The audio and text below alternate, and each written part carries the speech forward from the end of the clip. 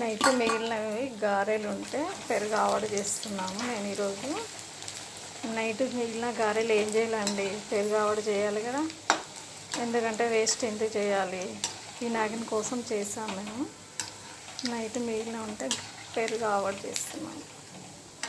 చూడండి, మీరు కూడా ఒకసారి మీ ఇంట్లో మిగిలితే మీరు కూడా ఇలా ట్రై చేయండి.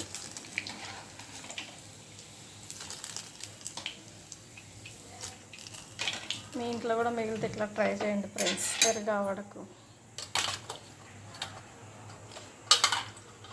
ఇలా అయితే ఖర్చు అయిపోతాయి కదా, అందుకే నేను ఈరోజు పెరుగు ఆవడ చేశాను.